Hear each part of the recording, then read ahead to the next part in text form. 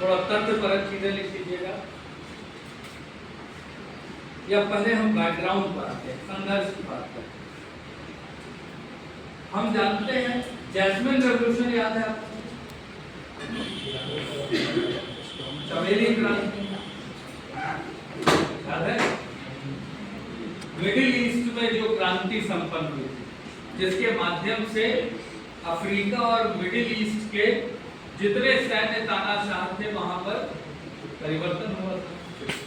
Egypt, Syria, आपका Libya, इन सब जगहों पर, और आपको पता है ये सब ऑयल प्रोन कंट्री नहीं है और अमेरिका का दखल था नहीं। और जब ये वहां व्यवस्था ईरान, इराक वगैरह इन सब पर जो है बाद में हस्तक्षेप करके अमेरिका समर्थित पॉलिसियों का सृजन किया, तो आज देखिए इन देशों में अमेरिका के सैन्य अड्डे वगैरह भी बने हुए हैं। लेकिन इस प्रक्रम में सऊदी अरब ऑलरेडी अमेरिका से उसके हित जुड़े हुए हैं, वो नहीं बोल रहा है, जो सबसे सशक्त है सऊदी अरब, यूएई वगैरह। ऐसे में अमेरिका की जो स्थिति वैश्विक स्तर पर 1991 के बाद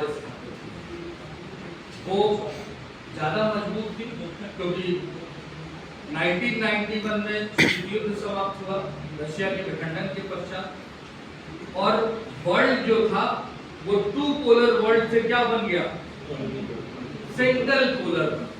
भारत ये अपेक्षा करता है यूनिपोलर।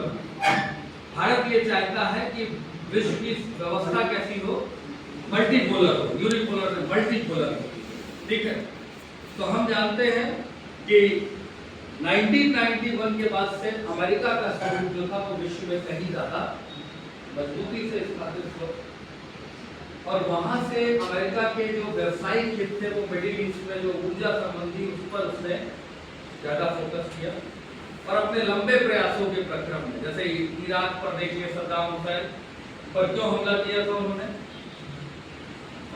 सद्दाम हुसैन पर हमला उन्होंने इस उद्देश्य से किया था कि वहां पर सद्दाम हुसैन रासायनिक हथियार बना और ये विश्व के लिए खतरा है। और क्योंकि वो एक ध्रुवीय विश्व था उस दौरान, तो उन्होंने अपनी जिम्मेदारी ली और सद्दाम हुसैन के विरुद्ध क्या क्या किया ये आपसे छुपा नहीं है। और आज तक कोई भी केमिकल वेपन हम ढूंढ नहीं पाए, पता नहीं कौन सी सुरंग में उन्होंने छुपा रखा था, ठीक, तेल सब निकल जा रहा, सुरंग बस वही नहीं मिल पा रहा।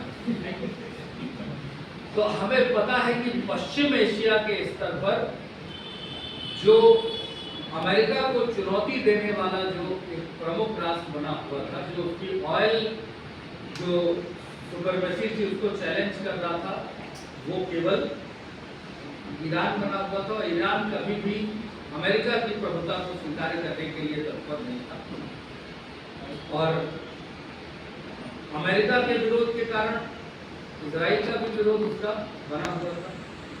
अभी जो इजराइल और हमास का संघर्ष स्थापित हुआ था, उसमें इराक की एकमात्र ऐसा इस्लामिक राष्ट्र था जिसने खुल करके हमास को, हिजबुल्लाह को अपना सैन्य समर्थन प्रदान किया था।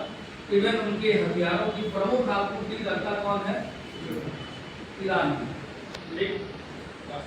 ऐसी स्थिति में उस दौरान जो है ऑलरेडी दोनों देशों के बीच में मिसाइल वॉर जो है स्थापित हुआ था। ईरान ने मिसाइलें फेंकी थी ऑलरेडी इजराइल के ऊपर, इजराइल ने भी काउंटर अटैक किया।